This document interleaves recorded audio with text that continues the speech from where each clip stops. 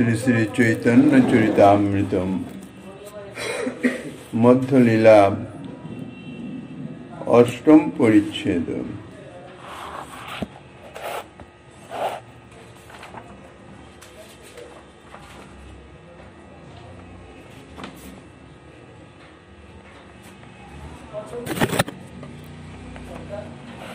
গান মধ্যে কোন গান জীবের নিজ ধর্ম, রাধা কৃষ্ণের প্রেম কেলি যেই গীতের মর্ম। কলিযুগ পাবন অবতার পরম করুণাময় শ্রী শ্রী গৌরাঙ্গ সুন্দরীর পরম অন্তরঙ্গ প্রিয় পার্ষদ বর্জ্য পূজ্যপাদ ছিল কৃষ্ণাষ্টবিরাজ গোস্বামী মহাশয় তাহার শ্রী শ্রী চৈতন্য চরিতামৃত নামক শ্রী গ্রন্থের মধ্যলীলার অষ্টম পরিচ্ছেদে রায় রামানন্দের সঙ্গে শ্রীমন মহাপ্রভুর কথোপকথন বর্ণনা করিতেছেন। শ্রীমন মহাপ্রভু প্রশ্ন করেছেন, জীবের শ্রেষ্ঠ গান কি, অর্থাৎ কোন গান জীবের নিজের স্বরূপানুবন্ধী অনুযায়ী হবে। তার উত্তরে রায় রামানন্দ বলেছেন, রাধা কৃষ্ণের প্রেমকিলি যে গীতের মর্ম, যে গানের মর্ম, যে গানের একমাত্র শ্রী যুগল কিশোরের প্রেমলীলাই বর্ণিত হয় যে গানের মাধ্যমে, এ সম্বন্ধে আমরা গতকাল কথঞ্চিত আস্বাদন করেছিলাম। ব্রজরস লীলা, সেই যে ব্রজরস লীলা যা গানের বিষয়বস্তু হওয়া উচিত, সেই ব্রজরসের ব্রজলীলা রসের সামর্থ্য যে কতখানি তার প্রকৃষ্ট প্রমাণ হচ্ছে শ্রীধাম নীলাচলে শ্রী জগন্নাথ দেব, শ্রী বলদেব চন্দ্র এবং সুভদ্রা দেবীর শ্রীমূর্তির প্রকাশ।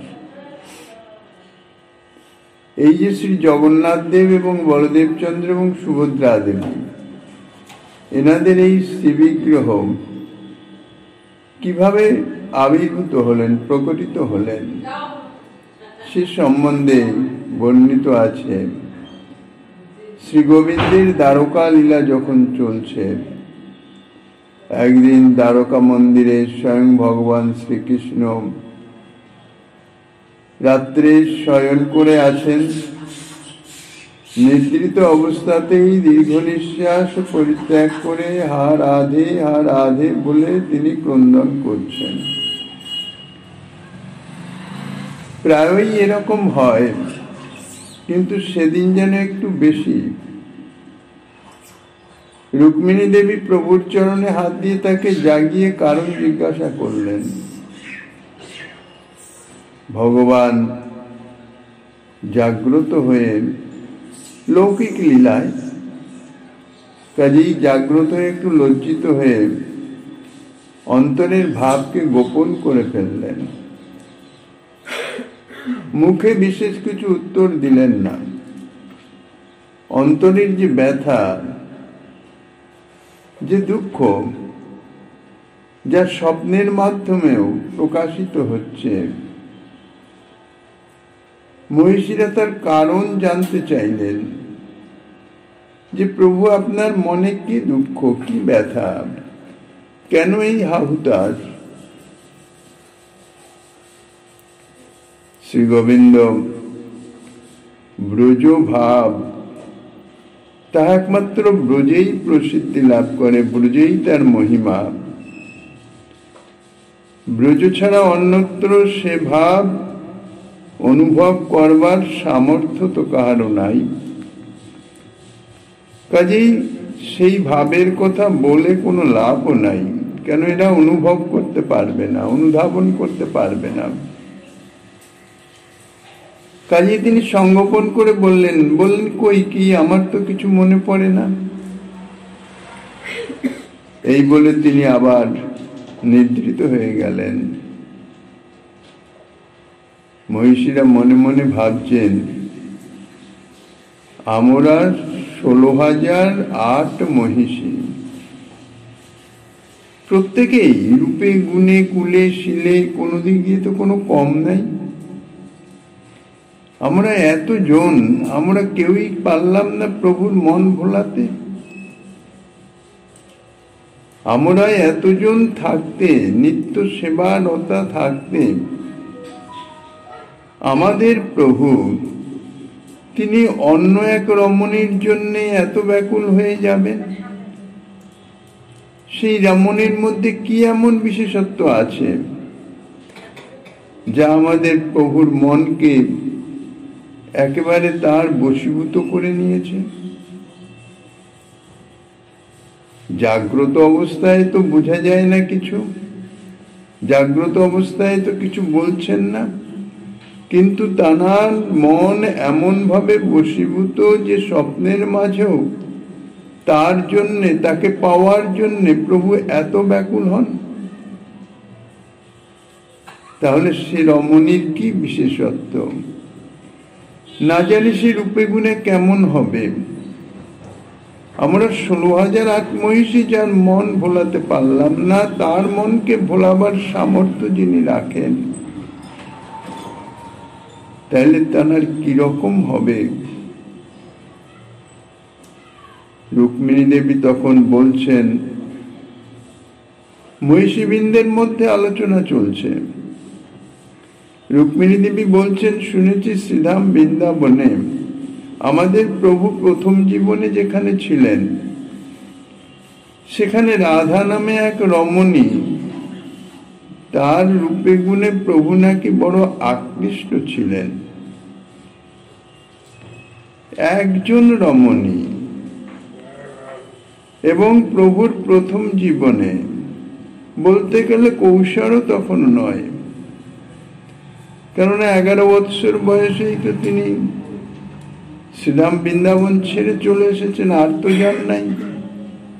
তো সেই যে বৃন্দাবনে রাধা নাম্নী যে কিশোরী, তার প্রতি প্রভু নাকি খুব আকৃষ্ট ছিলেন, তাকে তিনি কিছুতেই ভুলতে পারছেন না। তাই স্বপ্নের মাঝেও তার নাম নিয়ে তিনি ক্রন্দন করেন। সত্যভামা দেবী,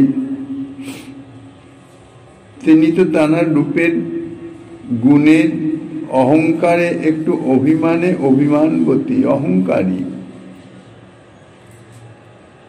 সত্যভামা দেবী বলছেন, তা সে যাই হোক না কেন, সে তো রাজনন্দিনী নয়, সে তো গোপর আমার, সে তো গোয়ালা, আহিলি, গোপের ঘরে। কাজেই তার যতই রূপগুণ যাই থাকুক না কেন, সে গোপরমা ছাড়ার তো কেউ নাই। কিন্তু ব্রজের গোয়ালিনী কি এতই সুন্দর? তার উপরে আমাদের প্রভুর এত আকর্ষণ, কি এমন বিশেষত্ব, কি এমন আকর্ষণ? দ্বারকায় যারা অবস্থান করছেন, এরা কেউই তো তা জানেন না। একমাত্র রোহিণী মাতা তিনি ব্রজে ছিলেন, তিনি আমাদের প্রভুর বাল্যলীলা ইত্যাদি সমস্ত কিছুর প্রত্যক্ষদর্শী। এছাড়া আর কেউ, দ্বারকাবাসী আর কেউই ব্রজের খবর রাখে না, জানেও না। ব্রজবাসীদের সঙ্গে কোনো সম্বন্ধই নাই, অর্থাৎ ভাবের আদান প্রদান বা মেলামেশা ইত্যাদি কোনো কিছুই নাই। তিনি প্রথম থেকেই, অর্থাৎ আমাদের প্রভুর জন্মের পূর্ব থেকেই তিনি ব্রজে ছিলেন, তাই সেখানকার সমস্ত ঘটনা তিনি জানেন, ভালোভাবেই জানেন। কাজেই রোহিণী মাতার কাছ থেকে এই তথ্য জানতে হবে। পরদিন মধ্যাহ্ন ভোজন হওয়ার পরে যখন প্রভু রাজসভায় চলে গেছেন, তখন মহিষীবৃন্দের, তাদের তো আর কোনো কাজ নাই। যতক্ষণ প্রভু অন্তঃপুরে বিদ্যমান থাকেন, ততক্ষণ পর্যন্ত প্রভুর সেবার নিমিত্ত তারা ব্যস্ত থাকেন। এখন অন্তঃপুর থেকে পুরুষেরা তারা রাজসভায় রাজকার্যে চলে গেলে মহিষীরা তাহারা সকলেই তাদের অবসরকালীন অবস্থা। তো মহিষীবৃন্দ তখন রোহিণী মাকে অত্যন্ত কাতর ভাবে জানালেন যে মা, ব্রজের সকল কথা তো তোমার জানা আছে। প্রভু যখন ব্রজে ছিলেন প্রথম জীবনে, তখনকার প্রভুর যে কথা, প্রভুর যে লীলা কথা আমরা তোমার কাছ থেকে জানতে চাই। জানতে চাই শুধু নয়, তোমাকে বলতেই হবে। ঘটনাটা খুলে বললেন না, কেননা ব্রজের কথা জানতে চাইলে ব্রজে তখন প্রভু কি করতেন, কার সঙ্গে মিলতেন, সেই সমস্ত কথা জানতে পারলেই তার মধ্যে থেকে তখন বের করে নেওয়া যাবে। কাজেই আবদার ধরেছেন মহিষী বিন্দু, তোমাকে বলতেই হবে। মা বলছেন, বাছারা, আমি ব্রজের সব ঘটনাই জানি, কিন্তু সব ঘটনা জানলেও সব তো আমি বলতে পারি না, কেননা আমার সে অধিকার নাই। আমি তো মা। তাই সেখানে সেই ব্রজপ্রেমের গুপ্ত লীলার কথা আমি কি করে বলবো। তার উপরে আরো একটা বিশেষ কথা যেটা তোমরা জানো না, কৃষ্ণ বলরাম তাহারা ব্রজে লীলাতে ব্রজের ভাবে এমন ভাবে আবিষ্ট আকৃষ্ট, তোমাদের কাছে আমি কথা বলছি, সেই কথার আকর্ষণে যদি কৃষ্ণ বলরাম এসে উপস্থিত হয়, তাহলে আমি তো লজ্জায় মরে যাব। কাজেই ব্রজের সমস্ত কথা জানলেও আমি সে কথা তোমাদের কাছে প্রকাশ করতে পারি না। মহিষীরা তো প্রথমে বলছেন যে এখন তো মা সে চিন্তাই নেই, কেননা আমরা অন্তঃপুরে বিরাজমান, অন্তঃপুরে বসে আমাদের কথা হবে। রোজগারের মতন রোজগার তো আমরা কত নানান রকম গল্প ইত্যাদি করে থাকি, আলাপ আলোচনা করে থাকি, সেই রকম তিনি তো রাজসভায় আছেন, তিনি কি করে জানবেন আমরা কি কথা বলছি না বলছি। তুমি তো অন্তঃপুরে বসে বলবেন, তারা আর আসবেন বা কি করে, তারা তো রাজকার্যে ব্যস্ত। রোহিণী মাতা তখন বলছেন যে বাছারে, তোমাদের এ কথা চলবে না, কেননা তোমরা জানো না ব্রজলীলার কথারই এমন আকর্ষণ। ব্রজলীলার সেই লীলা কথা যদি আলোচনা হয়, অর্থাৎ বর্ণিত হয়, প্রকাশিত হয়, তাহলে তার এমনই আকর্ষণ যে কৃষ্ণ বলরাম যেখানেই থাকুক না কেন, সেই কথা তাদের আকর্ষণ করে কথাস্থলে এনে উপস্থিত করে দিবে। কিন্তু মহিষীরা তাদের তো একে তো তারা কৌতূহলী, কথা শুনবার জন্য, বিশেষত ব্রজের এই ব্রজরমণীগণ, এদের কি এমন বিশেষ আছে, গোয়ালিনী, অশিক্ষিত, গোদহন কার্য, গোপালন কার্য, এইসবই যাদের কাজ, তাদের মধ্যে কি এমন আছে যে আমাদের প্রভুকে আমরা এতজনে তার মন জোগাতে পারছি না। কাজী শোনবার জন্য উৎকণ্ঠা আরো বেড়ে গেল, তারা কিছুতেই ছাড়বে না, তোমাকে বলতেই হবে। তখন সকলে মিলে ঠিক করলো, ঠিক আছে, কৃষ্ণ বলরাম কথার আকর্ষণে আসলেও আমাদের কথাস্থলে যাতে না পৌঁছাতে পারে, তার জন্য সুভদ্রা ভগ্নীকে দরজায় পাহারায় রাখবো। সুভদ্রা ভগ্নী সে দরজায় পাহারায় থাকবে, কাউকেই ভিতরে আসতে দেবে না। কৃষ্ণ বলরাম যদি এসে যায় বা অন্য যে কেউ আসুক না কেন, বলবে ভিতরে যাওয়া চলবে না, মায়ের আদেশ নাই। অনেক অনুরোধ উপরোধের পর রোহিণী মাতা রাজি হলেন। ব্রজলীলা কথা শুরু হলো। মায়ের ব্রজলীলার কথা যতই অগ্রসর হচ্ছে, অর্থাৎ বাল্যলীলা থেকে পৌগণ্ডলীলায় প্রবেশ করছে, কৃষ্ণ বলরাম রাজসভায় তারা চঞ্চল হচ্ছেন, একটা আকর্ষণ অনুভব করছেন। তারপর কথা অগ্রসর হতে হতে যখন সর্বলীলা মুকুটমণি রাসলীলার কথা প্রসঙ্গ এসে গেছে, তখন তো কৃষ্ণ বলরাম রাজসভায় থাকতেই পারলেন না। যেমন সাপুরের বংশীধ্বনি সর্পকে আকর্ষণ করে নিয়ে আসে, ঠিক সেই রকম কে যেন তাদের প্রাণ ধরে টানছে।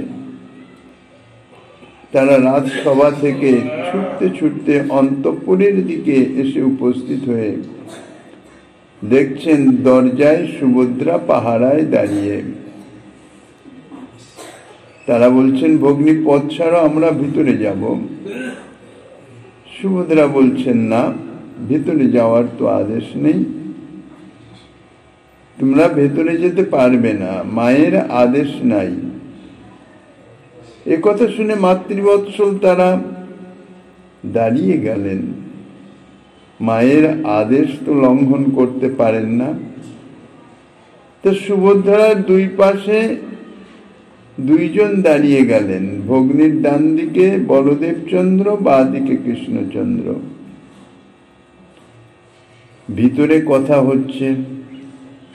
এখন সেই কথা দরজার বাইরে সুভদ্রা তার কানেও পৌঁছাচ্ছে, সেই সঙ্গে সঙ্গে কৃষ্ণ বলরাম তারাও শুনতে পাচ্ছেন। সেখানে দাঁড়িয়ে দাঁড়িয়ে তারা ব্রজলীলার কথা শুনতে লাগলেন। শুনতে শুনতে তাদের প্রেম ও বিকার শুরু হয়ে গেল। প্রেমানন্দে বিভোর হয়ে পড়লেন। নয়নের অশ্রু জলে দুজনার বুক মুখ সমস্ত প্লাবিত হতে লাগলো। চক্ষুদ্বয়ে গোলাকৃতি হয়ে গেল, হস্তপদ সংকুচিত হয়ে গেল। প্রেমের এমন প্রভাব, কেমন যেন অদ্ভুত অবস্থা।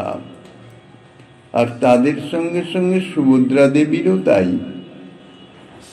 কৃষ্ণচন্দ্রের হাতের সুদর্শন চক্র প্রেমে গলে গিয়ে এক লম্বা দণ্ডের মতন হয়ে গেল, আকার ধারণ করল। প্রেমের বিকারে এই চারি মূর্তি অদ্ভুত রূপে প্রকাশ পেলেন। ঠিক এই রকম যখন অবস্থা, তখনই স্বচ্ছন্দ গতি দেবর্ষিপাদ নারদ ঋষি, তিনি তো যত্রতত্র বিচরণ করেন, এক স্থানে কখনো কিছুক্ষণের বেশি অবস্থানই করেন না। দ্বারকাধীশের দর্শনের জন্য দ্বারকায় এসে উপস্থিত, দরজার সামনে এসে কৃষ্ণ বলদেব সুভদ্রার এতাদৃশ স্বরূপ দেখে তিনি তো স্তম্ভিত হয়ে গেলেন। কেন প্রভুদের এই রূপ এ তো কখনো দেখা যায় নাই। কাজে এই দৃশ্য তো নারদ কখনো দেখেন নাই। পরে যখন রোহিণী মা শ্রীমতীর বিরহ দশা বর্ণনা করতে আরম্ভ করেছেন, তখন সকলের দেহ আবার আগের মতো হয়ে গেল। এই অবসরেই নারদ ঋষি নানাভাবে স্তুতি করতে আরম্ভ করলেন। ভগবান তো প্রসন্নই ছিলেন, সন্তুষ্ট হয়ে বললেন, নারদ, আজ আমার বড় আনন্দের দিন, তুমি বর প্রার্থনা করো। নারদ প্রথমেই জিজ্ঞাসা করলেন, প্রভু হঠাৎ আনন্দের কি কারণ ঘটলো? আজকে কি এমন বিশেষ যে আনন্দের দিন? প্রভু বলছেন যে, নারদ, আজ আমার ব্রজপ্রেমের কথা স্মরণ হয়েছে, সেই কথা শ্রবণ করেছি, আর শ্রবণের মাধ্যমে সেই স্মৃতি আরো পরিষ্কার ভাবে আমার হৃদয়ে জাগরিত হয়ে গেছে।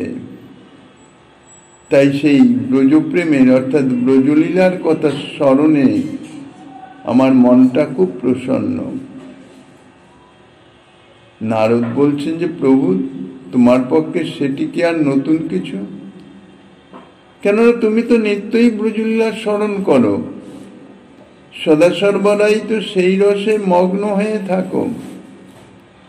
ভগবান বলছেন, তা ঠিক, তবু আজকে কিছু বেশি আছে। যেমন মানুষ তো প্রতিদিনই ভোজন করে, কিন্তু উৎসবের নিমন্ত্রণে গেলে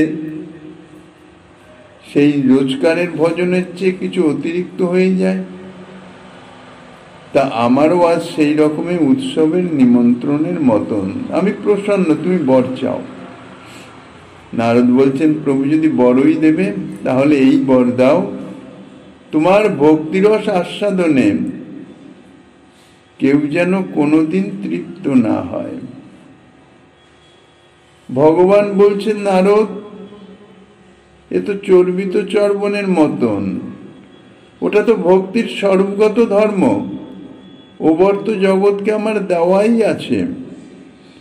ভক্তির আস্বাদনে কেউ কখনো তৃপ্ত হয় না, হবেও না, এটা ভক্তির স্বরূপগত ধর্ম। তৃপ্তি যদি আসে তাইলে বুঝতে হবে তার ভক্তিরস আস্বাদনই হয় নাই, যথার্থ ভক্তিরসের আস্বাদন সে পাই নাই। কাজেই যেটা নিত্য বর্তমান বিদ্যমান আছে, সেই বর তোমাকে দিয়ে কি করব আমি? ও বর তোমাকে চেতে হবে না। আমার ভজনে কারো কোনোদিন তৃপ্তি হবে না। যে যত ভজন করবে তার মনে হবে যেন আমার কিছুই হলো না। সান্নিপাতি রোগীর ন্যায় যতই জলপান করবে ততই তার তৃষ্ণা আরো বর্ধিত হতে থাকবে, মনে হবে কিছুই পান করি নাই। তা ভক্তি রাজ্য হচ্ছে সেই রকম।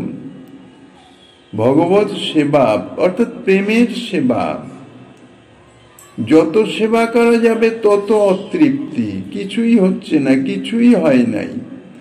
আর এই যে অতৃপ্তিটি, এটি একটা আন্তরিক অনুভব, এমন এক অনুভব, এই অনুভবের দ্বারায় সে পরিচালিত হয়। অর্থাৎ সেই অনুভবে আমার কিছুই হয় নাই, কিছুই হলো না, কিছুই সেবা করতে পারল না, যত এই অনুভবটি বর্ধিত হতে থাকবে তত তার দৈন্যতা তাহাও বৃদ্ধি হতে থাকবে, তাহার আচরণে প্রকাশিত হতে থাকবে। কাজেই এটা ভক্তির স্বরূপগত ধর্ম। তখন নারদ ঋষি বলছেন, তাহলে প্রভু এই বর দাও যে প্রেম বিকারের চার মূর্তি, প্রেম বিকারের ফলে তোমাদের স্বরূপ যেরকম পরিগ্রহ হয়েছিল, অর্থাৎ যেরকম হয়ে গেছিল, যা আমি সৌভাগ্যবশত দর্শন লাভ করলাম, তুমি কৃপা করে আজ আমাকে একটুখানির জন্য হলেও দর্শন করালে। এই শ্রীমূর্তি যেন জগতের আপামর্জন সকলেই দর্শন পায়। কেন ইহা তো স্বাভাবিক মূর্তি নয়। ভক্ত বৎসল ভগবানের ভক্তের প্রেমের বিকারের স্বরূপ, বিকারগ্রস্ত অবস্থা। ভগবান নারদকে বর দিয়ে দিলেন, তথাস্তু, তাই হবে। কিন্তু এই বিষয়ে আমি আরো দুজনের কাছে এর আগে প্রতিশ্রুতি দিয়ে এসেছি। এক রাজা ইন্দ্রদম্য বহুকাল তপস্যা করেছিলেন। তার তপস্যার সন্তুষ্টে ব্রহ্মার প্রার্থনাতে কথা দিয়েছিলাম, নীলাচলে দারুব্রহ্ম রূপে অবতীর্ণ হব। আর বিমলা দেবীর তপস্যায় সন্তুষ্ট হয়ে সর্বসাধারণকে মহাপ্রসাদ দান করব বলে প্রতিশ্রুতি দিয়েছিলাম। তাই নীলাচলে যখন দারুমূর্তি প্রকাশ হবে, দারুমূর্তি প্রকাশ করে সে প্রতিশ্রুতি পূর্ণ হবে, সেই সঙ্গে সঙ্গে তোমার প্রার্থনাও পূরণ হবে। নারদ খুব আনন্দ করে ভগবানকে প্রণাম করে বিনা যন্ত্রে হরিগুণগান করতে করতে আবার প্রস্থান করলেন। রোহিণী মাতা তিনি লজ্জিতা হবেন বলে কৃষ্ণ বলদেব চন্দ্র একটু আড়ালে চলে গেলেন। এই চার মূর্তি শ্রী জগন্নাথ দেব, শ্রী বলদেব চন্দ্র, শ্রী সুভদ্রা এবং শ্রী সুদর্শন রূপে নীলাচল ধামে নিত্য বিদ্যমান বর্তমান আছেন।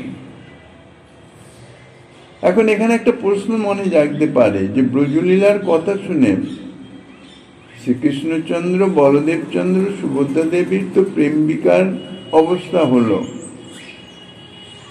কিন্তু রোহিণী মাতা যিনি কথার বক্তা, কথা বলছেন, আর মহিষীগণ যারা শ্রোতা শ্রবণ করছেন, তাদের তো কোনো বিকার দেখা গেল না।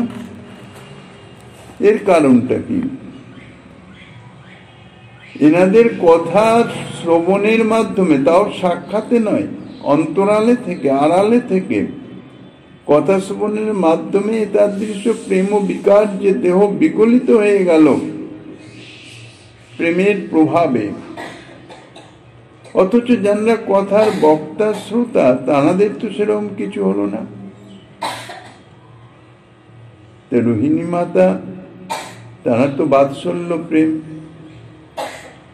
বাৎসল্য প্রেমের কাছে মধুর রস সদা সর্বদাই সংগোপিত, লজ্জিত, প্রকাশিত হয় না। কাজে মধুর রসের কোনো বিকার তাহা বাৎসল্য রসের উপর প্রভাব হয় না, প্রকাশিত হয় না। বাৎসল্য রসের যারা, তাদের মধুর রস তাদের মধ্যে কোনো বিকার সৃষ্টি করতে পারে না, তাই মায়ের কোনো বিকার হয় নাই। আর মহিষীগণ, তাদের বিকার হবে কি করে? তারা তো ব্রজরসের অধিকারী নয়, কেননা তাদের হৃদয়ে তো অভিমান বিদ্যমান। আমরা রাজনন্দিনী রূপে গুণের সর্বদিক দিয়ে সকুশলা, কাজেই তাদের পক্ষে অভিমান ত্যাগ করে আনুগত্য নিয়ে, অর্থাৎ ব্রজরামাদের ভাবে ভাবিত হয়ে সেই রস আস্বাদন করা তো সম্ভব নয়। এই জন্য তাদের মধ্যেও এই কথা, এই প্রেম কোনো বিকার সৃষ্টি করতে পারে নাই, প্রভাবিত হতে পারে নাই তারা। কেননা যথার্থ মধুর রস অর্থাৎ ব্রজরস, ব্রজ প্রেম রস, তা আস্বাদন করতে গেলে গোপী আনুগত্য একান্ত প্রয়োজন। গোপী আনুগত্য ছাড়া ব্রজের মধুর রস আস্বাদন করা কখনোই সম্ভব নয়। আর দ্বিতীয়ত, যতক্ষণ পর্যন্ত অন্তরে অভিমান বিদ্যমান থাকে, অভিমানের একটু আভাসও থাকে, ততক্ষণ পর্যন্ত হৃদয়ে শুদ্ধ ভক্তি প্রকাশিত হয় না, অর্থাৎ ভক্তি শুদ্ধ থাকে না। কাজেই প্রেমেরও আবির্ভাব হয় না। কাজেই প্রেমের যখন আবির্ভাব না হয়, তাহলে প্রেম বিকার, প্রেমের যে বিকার, সেটা কি করে প্রকাশিত হবে? অভিমান এ বিষয়ে এক প্রচন্ড বাধা স্বরূপ। সম্পূর্ণ নিরভিমান হওয়ার পরেই সেই প্রেম প্রকাশিত হয়, এবং সেই যে প্রেমত্ব, ভক্তত্ব, দৈন্যতা যত প্রকাশিত হবে তত এই প্রেমের যে বিকার প্রভাব অর্থাৎ আস্বাদন তার মধ্যে প্রকাশিত হবে। তাই মা বা মহিষীদের কারো প্রেম বিকার হলো না। মায়ের বাৎসল্য প্রেম এই প্রেম বিকারের বাধা, আর মহিষীগণের জাতি কুলশীল রূপ গুণ ইত্যাদির অভিমান তাহাই হচ্ছে বাধা। কেননা এরা প্রায় বলেন ব্রজগোপীরা তো বস্য জাতি, বনচারিণী, গোয়ালিনী, তারা প্রেমের কি বুঝবে, এদের আবার প্রেম কোথা থেকে হবে? আমরা সর্বদিক দিয়ে প্রেমের যোগ্যতা সম্পন্না, সর্বগুণান্বিতা, এই যে অভিমান, এই অভিমানের ফলে তারা সেই প্রেম অর্থাৎ ব্রজপ্রেমে প্রবেশের অধিকারই পেল না। ব্রজলীলার এমনই প্রভাব, এমনই মহিমা, অর্থাৎ ব্রজলীলা শ্রী গোবিন্দকে এমন ভাবে আকর্ষণ করে যে ব্রজলীলার কথা যেখানেই হবে সেখানেই শ্রীকৃষ্ণচন্দ্রের আবির্ভাব ঘটে। তত্ত্বত শ্রীকৃষ্ণচন্দ্র সর্বব্যাপক, সর্বদাই, সর্বস্থানে বিদ্যমান আছেন, কিন্তু প্রকাশিত নন। তিনি যখন যেখানে খুশি প্রকাশিত হতে পারেন। তো যেখানে এই ব্রজলীলার কথা হয় সেখানে কৃষ্ণচন্দ্র এইরকম আবির্ভূত হন, প্রকাশিত হন। শ্রীমতী রাধারানীর লীলা ইহা মণিমন্ত্র মহৌষধির ন্যায় অত্যন্ত আকর্ষক মন্ত্র। এই ব্রজরস অর্থাৎ রাধা কৃষ্ণের যুগল লীলা রস। জগন্নাথের শ্রীমূর্তিতে রাধা প্রেমের প্রথম স্পর্শ ধরেছে মাত্র।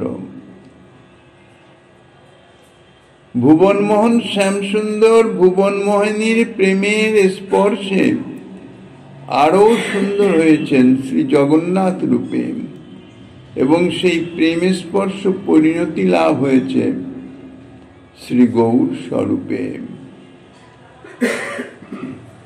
শ্রী জগন্নাথ দেবের মধ্যে যে রাধা প্রেমের যে প্রকাশ, অর্থাৎ রাধা প্রেমের প্রভাবে জগন্নাথ দেবের যে স্বরূপের পরিবর্তন, অর্থাৎ স্বাভাবিক রূপের পরিবর্তন, ইহা রাধা প্রেমের অস্ফুট কলিকা। আর গৌর সুন্দর হচ্ছেন সেই প্রেমের স্ফুট প্রসূন প্রফুল্লিত কমল দল সদৃশ। প্রাকৃত জগতেও দেখা যায়। শিশুকালের ছবি বৃদ্ধ দেখে খুব আনন্দ পায়। তাই রসরাজ ও মহাভাবের পরিণতি স্বরূপ শ্রী গৌর সুন্দর নীলাচল ধামে স্থিতির এবং নীলাচল নাথের দর্শনে এত আবেশ। শ্রী জগন্নাথ শ্রী গৌর সুন্দরেরই অস্পষ্ট প্রকাশ, কলিকা সদৃশ। তাই তার শ্রীমূর্তি শ্রী গৌর সুন্দরের এত প্রিয়, আর ব্রজকেলী রসের এত মহিমা। শ্রীপাদ রামানন্দ রায় তিনি তো রসিক ভক্ত, প্রেমী ভক্ত। রসিক হয়ে রসের সাগর হয়ে আস্বাদনে লুব্ধ চিত্ত। তাই বলেছেন, কণ্ঠে যদি সুর থাকে তাহলে এই ব্রজকেলী রস গান করো। কেননা এই ব্রজকেলী রসের অর্থাৎ এই প্রেমের কথায়, ব্রজপ্রেমের কথার এমনই মহিমা যে সে শ্রীকৃষ্ণচন্দ্রকে আকর্ষণ করে প্রকাশিত করে দেয়। তিনি তো সর্বত্র বিদ্যমান আছে, কিন্তু তার প্রকট অর্থাৎ প্রকাশ্য কোথায়?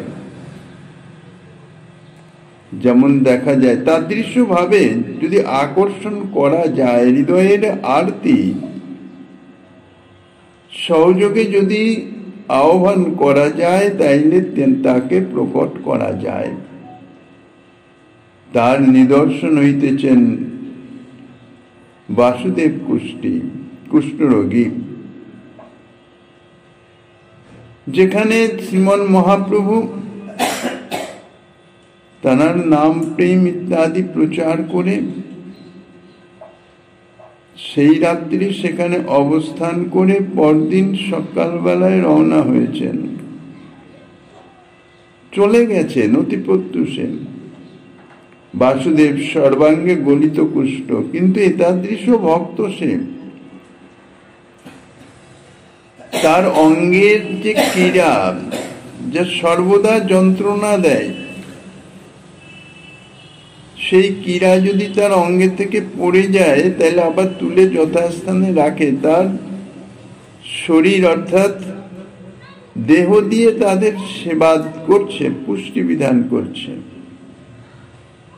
এতাদৃশ মনোভাব সম্পন্ন সেবা পরায়ণ আর দৈন্যের শিরোমণি হবেই স্বাভাবিক।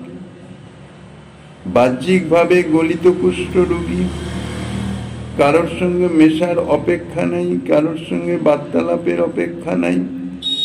আমি অত্যন্ত নিকৃষ্ট হতেও নিকৃষ্টতম।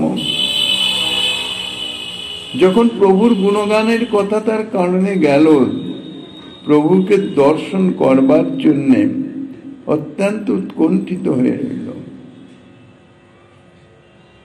অতুই প্রত্যুষে, যে ব্রাহ্মণের গিরে প্রভু ছিলেন, প্রত্যুষে রওনা হয়ে সাক্ষাতের জন্য সেই ব্রাহ্মণের গৃহে যখন এসে পৌঁছালেন, তখন প্রভু তো অনেকক্ষণ সেখান থেকে চলে গেছেন।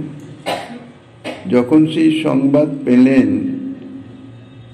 অত্যন্ত আশা নিয়ে এসেছিলেন, তো আশাহত হয়ে তার যে দৈন্যতা, ভক্তত্ব দৈন্যতা এত বৃদ্ধি পেল যে সত্যই তো আমার মতন নিকৃষ্ট আমি প্রভুর দর্শন কি করে পেতে পারি।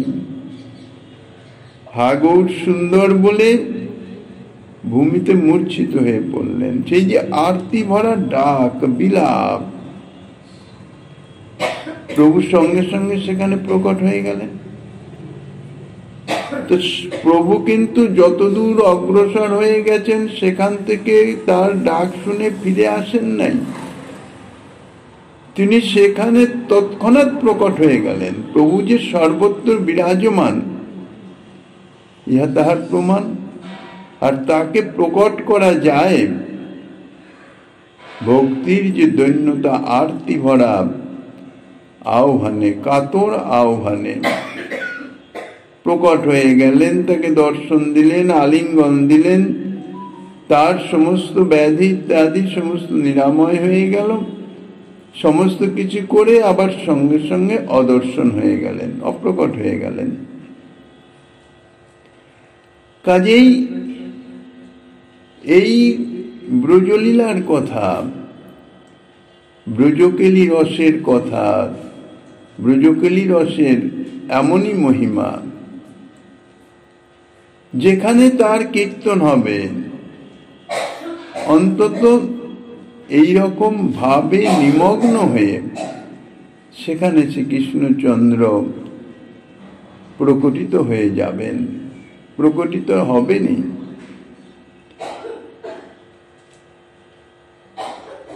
শ্রীপাদ রামানন্দ রায় রসিক শেখর তো তাই রস আস্বাদনে লুব্ধ চিত্ত। তাই বলছেন, কণ্ঠে যদি সুর থাকে তাহলে এই ব্রজকেলী লীলা রস তাহাই গান করো। কেননা সেই গানের মাধ্যম দিয়ে সেই প্রেমের কথার এমনই মহিমা যে কৃষ্ণচন্দ্রকে পর্যন্ত আকর্ষণ করে প্রকটিত করে দেবে। কেননা ব্রজলীলার কথা তাহা কৃষ্ণ আকর্ষক বস্তু। স্বয়ং কৃষ্ণকে যে আকর্ষণ করতে পারে, অন্য বস্তুর তো কথাই নাই। শ্রীধাম বৃন্দাবনে রাসস্থলী থেকে ব্রজরামাদের বিরহ ব্যথাটি আস্বাদন করবার জন্যে শ্রীকৃষ্ণচন্দ্র তাদের ছেড়ে চলে গেলেন। ব্রজরামারা এবং শ্রীমতী রাধারানী নিজেও অনেক খুঁজতে খুঁজতে কৃষ্ণকে পেলেন না,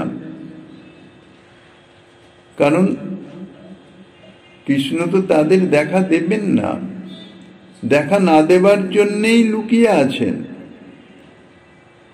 তাই তারা জীবনে যাচ্ছেন, কৃষ্ণ সেবন থেকে অন্যত্র যাচ্ছেন, সরে সরে যাচ্ছেন, অন্তরালে আছেন। তখন তারা দেখলেন যে এভাবে তো কৃষ্ণকে পাওয়া যাবে না। আর শুধু তাই নয়, এর ফলে তো আমাদের প্রাণকোটি প্রিয় প্রাণবল্লভকে কষ্টই দেওয়া হচ্ছে। কেননা আমরা তাকে খুঁজছি এ বন থেকে ও বন থেকে, যেন লুকোচুরি খেলার মতন, আর তিনি আমাদের দেখা না দেওয়ার জন্যে এ বন থেকে অন্য বনে, সে বন থেকে সে বনে লুকিয়ে যাচ্ছেন, সরে সরে যাচ্ছেন। কাজেই কৃষ্ণ বন থেকে বনান্তরে যাচ্ছেন, তাতে তাঁর তো কষ্ট হচ্ছে। ব্রজবধূরা তাহারা তো প্রেমিকা, তারা কামিনী নয়। কামিনী আর প্রেমী দুটোর মধ্যে তফাৎ আছে। ব্রজবধূরা প্রেমিকা, তাহাদের প্রেমাস্পদের যাহাতে কোনোভাবে কোনো দিক দিয়ে কোনো কষ্ট না হয়, সদা সর্বদা সে বিষয়ে তৎপর। তাদের নিজেদের যত কষ্ট হোক না কেন, সেদিকে তাদের দৃষ্টি নাই। আমাদের সেব্য তত্ত্ব প্রাণ বল্লভ, তার যেন কোনো রকম কষ্ট না হয়, যেভাবেই হোক। তাই কৃষ্ণ যাতে কষ্ট না পান, সেই জন্যে কৃষ্ণকে খোঁজাটি বন্ধ করে দিলেন। কেননা তাকে অন্বেষণ করতে থাকলে তিনিও লুকানোর জন্য চেষ্টা করবেন, আর তার ফলে তার কষ্ট হবে। এই যে খোঁজা, অন্বেষণ করা, এই যে পথ, এটা হচ্ছে জ্ঞানের পথ। জ্ঞানের পথে তো কৃষ্ণ নেই। ব্রজসুন্দরীরা যেমন খুঁজে খুঁজে কৃষ্ণকে পেলেন না, জ্ঞানের পথে সেই রকম জ্ঞান সাধনার মাধ্যমে কৃষ্ণকে পাওয়া যায় না। কৃষ্ণ আছেন প্রেমের পথে। তাই ব্রজসুন্দরীরা ঠিক করলেন যে যেখান থেকে আমরা কৃষ্ণকে হারিয়েছি, সেই যমুনা পুলিনে, সেখান থেকেই আমরা তাকে কাতর আহ্বান জানাব। তাই ব্রজগোপীরা তাহারা ফিরে এলেন সেই যমুনা পুলিনে। যমুনা পুলিনের রজরানীর কাছে প্রার্থনা করতে লাগলেন, ওগো রজরানী, তোমার কৃপায় আমরা তো কৃষ্ণকে পেয়েছিলাম, এখন আমরা আবার তাকে হারিয়ে ফেলেছি, পেয়েও হারালাম। এখন তুমি আমাদের কৃপা করে কৃষ্ণকে সঙ্গে মিলিয়ে দাও। যমুনা পুলিনে এসে তারা সমবেত হয়ে আরতি ভরা হৃদয়ের আরতি নিয়ে সমবেত ভাবে তাহারা কৃষ্ণ গুণগান করতে লাগলেন। অর্থাৎ এই ব্রজলীলা রস কথা। আর এই গানের আকর্ষণে কৃষ্ণ তাদের কাছে ফিরে আসতে বাধ্য হলেন। শ্রী সুখদেব গোস্বাইপাদ তাহা বর্ণনা করেছেন। ইতি গোপ্য প্রগায়ন্তঃ পুলপন্তশ্চ চিত্রধাম রুরুদু সুস্বরং রাজন কৃষ্ণ দর্শন লালসা। গোপীগণ তারা কৃষ্ণ দর্শনের লালসান্বিত হয়ে মহারাজ পরীক্ষিতকে বলছেন, তারা অত্যন্ত সুস্বরে রোদন করতে করতে শ্রী গোবিন্দের লীলাগান করতে লাগলেন, প্রলাপ করতে লাগলেন, অর্থাৎ লীলা কথা সমস্ত আরতি সহকারে ক্রন্দন করে উচ্চস্বরে সেই লীলা কথা তাহা বর্ণনাত্মক মাধ্যম দিয়ে রোদন করতে লাগলেন। আর তার ফলে কি হলো? তসাম আবির্ভূচ্ছৌরি স্ময়মান মুখাম্বুজঃ পীতাম্বরৌ ধরৌ স্রগ্ভি সাক্ষাৎ মন্মথ মন্মথ। শ্রী গোবিন্দ তাদের মাঝে গল্লগ্নিকৃত বাসে আত্মপ্রকাশ করতে বাধ্য হলেন আকর্ষণে।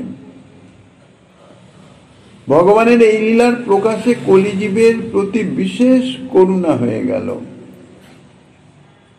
কারণ এখানেই কলিযুগোচিত যে সাধন শ্রী নাম সংকীর্তন তার প্রথম সূত্রপাত।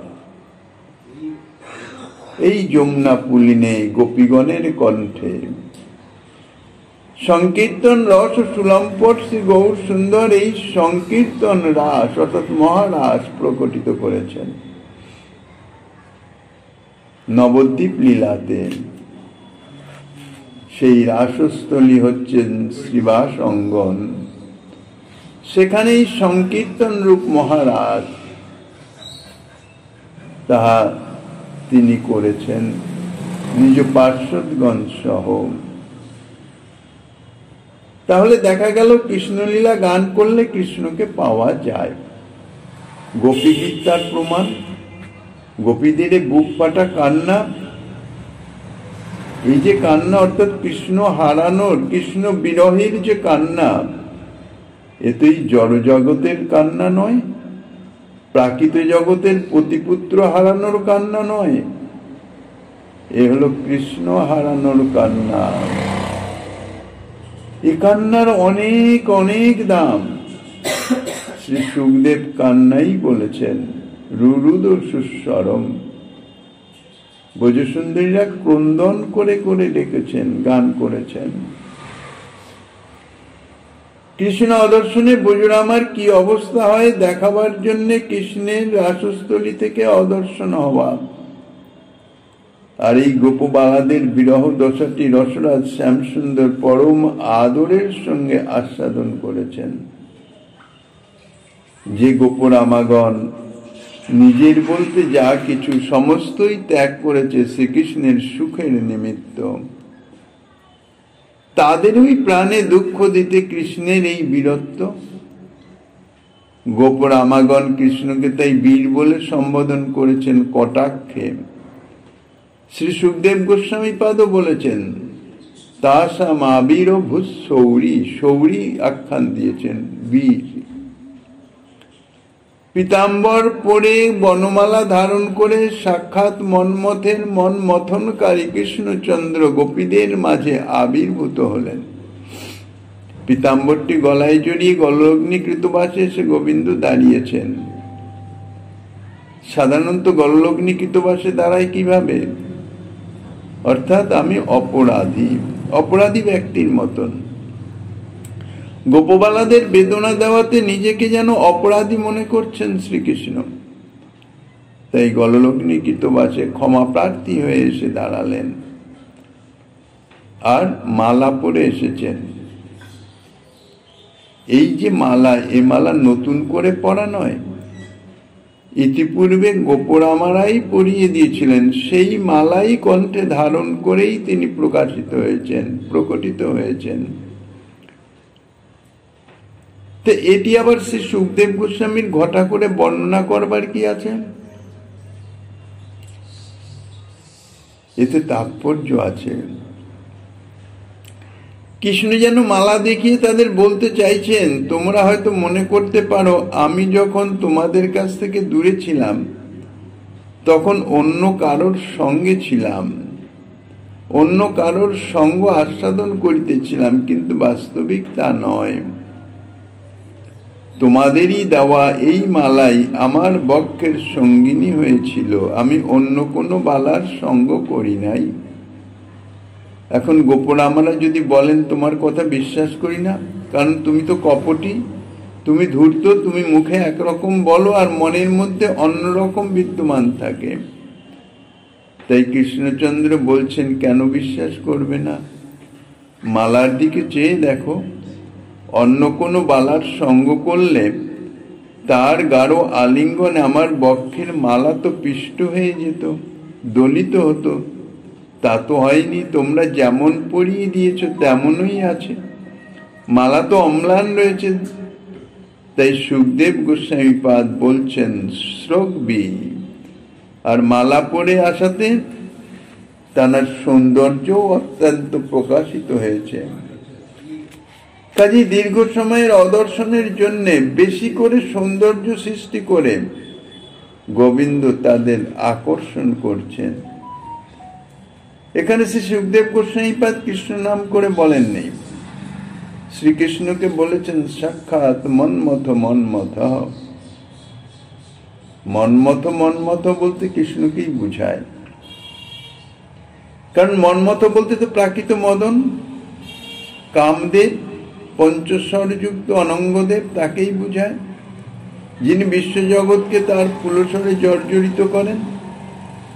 এই মন্মথের উপরে যিনি, অর্থাৎ প্রাকৃত মদনকেও যিনি মথিত করেন, মুগ্ধ করেন, তিনি হচ্ছেন মন্মথ মন্মথ, অর্থাৎ অপ্রাকৃত মদন, যার নাম প্রদ্যুম্ন। এরও উপরে হলেন অপ্রাকৃত নবীন মদন, তিনি শ্রীকৃষ্ণচন্দ্র, সাক্ষাৎ মন্মথ মন্মথ মন্মথ। অর্থাৎ প্রাকৃত মদনকে যিনি মথিত করেন তিনি অপ্রাকৃত কামদেব, তিনি হচ্ছেন প্রদ্যুম্ন। প্রদ্যুম্ন রূপে দ্বারকা লীলায় প্রকটিত। সেই মন্মথ মন্মথনকেও যিনি মথিত করেন, অপ্রাকৃত নবীন মদন, তিনি হচ্ছেন কৃষ্ণচন্দ্র। তাহলে দেখা যাচ্ছে ব্রজলীলার গানের প্রভাব, তার আকর্ষণে এই কৃষ্ণচন্দ্র পর্যন্ত স্বয়ং প্রকটিত হয়ে যান। তাহলে অন্যের কি কথা? নয়ন যদি রইবে বেঁচে তোমার পানে চাইব গো, আর কইতে কথা পারবো যেদিন তোমারই গান গাইব গো। সুতরাং মহাপ্রভুর যে প্রশ্ন কিং গেয়ম, কি গান করা উচিত, তার উত্তরে রায় রামানন্দ প্রভুর মন বুঝেই বলছেন রাধাকৃষ্ণের প্রেম কেলি যে গীতের মর্ম। অর্থাৎ ব্রজকেলি কর্ম এবং গেয়ম, ব্রজলীলাই গান হচ্ছে একমাত্র গান, এ কথা বললেন। এর তাৎপর্য কি? এ সম্বন্ধে একটা কথা আছে, গান করা হয় কেন? এই দুটি উদ্দেশ্য। প্রথমত নিজেকে মজানো, নিজের মনের মধ্যে যখন আনন্দ এসে উপস্থিত হয় তখন যেন আপন মনে কণ্ঠের থেকে গান বেরিয়ে আসে। নিজেতে নিজে যদি মশগুল হয়ে যায় তাহলেই মানে আপন মনে ভিতর থেকেই যেন সঙ্গীত, সেই যে আনন্দটা সেটা সঙ্গীতের রূপে প্রকাশিত হতে থাকে। তাই প্রথমত হচ্ছে নিজেকে মজানো, আর দ্বিতীয়ত নিজে আনন্দ অনুভব করা, আর সেই সঙ্গে সঙ্গে অপরকে আনন্দ প্রদান করা। লোক মজানোর জন্য গান করা হয়, তার মধ্যে দ্বিতীয় উদ্দেশ্যের জন্য গান প্রায় সকলেই করে থাকেন।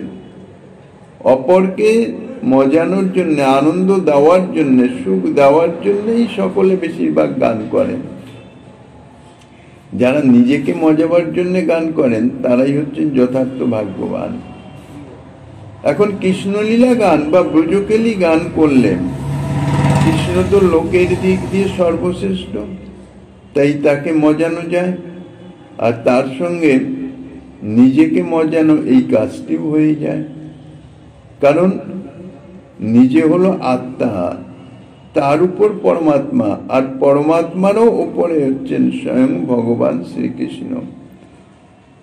কাজেই নিজেকে অর্থাৎ সর্বোচ্চ আত্মা স্বয়ং ভগবান শ্রীকৃষ্ণকে যে আকর্ষক মন্ত্ররূপ ব্রজকেলি গান মুগ্ধ করে, সেই ব্রজলীলা রসই যে সর্বজীবের একমাত্র গান করবার যোগ্য বিষয়, উপযুক্ত বিষয়, এ বিষয়ে কোনো সন্দেহ থাকতে পারে না।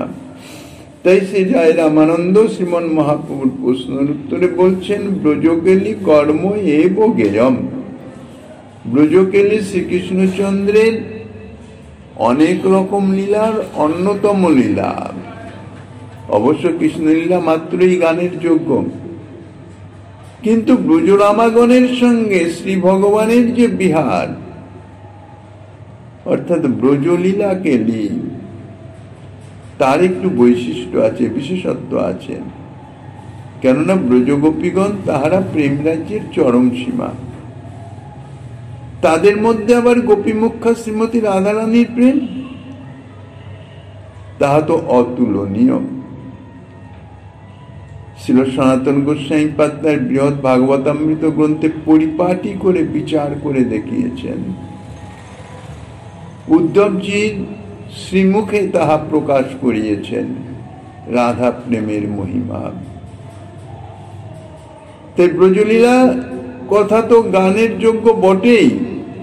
বাগপতি ব্রহ্মা, বেদভক্ত ব্রহ্মা তার ব্রহ্মসংহিতায় মন্তব্য করেছেন, কথা গানম, অর্থাৎ ব্রজবাসীগণ যে কোনো কথাই বলেন না কেন তাহাই গান রূপে প্রকাশিত হয়। অর্থাৎ ব্রজের কথাই হচ্ছে গান স্বরূপ। ব্রজরামাগণ যখন এমনি কথাও বলেন, মনে হয় যেন তারা সুস্বর লহরীতে গান করিতেছেন। তাদের গমনই হচ্ছে নটন। তারা যখন চলেন মনে হয় যেন নৃত্য করতে করতে চলছেন, নেচে নেচে চলে যাচ্ছেন। তাদের বচনই গান, সঙ্গীতেতে কথা হয়। শ্রী গোপালচম্পুর গ্রন্থে শ্রীজীব গোস্বামী পাদ বলেছেন, সেখানকার কথাই গান। যেখানকার কথাই গান, তো সেখানকার গান তাইলে না জানি কি রকম হবে। কিমুত গানম, যেখানকার চলে যাওয়া নৃত্যর ছন্দে অর্থাৎ নেচে যাওয়া, তাহলে সেখানকার নৃত্য কি রকম হবে। কিমুত নটনম, কাজেই ব্রজলীলাই হচ্ছে একমাত্র গানের যোগ্য। তাই রামানন্দ বলছেন, ব্রজকেলি কর্ম এব গেয়ম। পরবর্তী প্রশ্ন যা মহাপ্রভু করছেন, শ্রীমন মহাপ্রভু গিরিধারীলালের কৃপা হলে আগামী দিন আস্বাদনের বাসনা রেখে অধ্যকার চৈতন্য লীলা কথার এখানেই বিশ্রাম।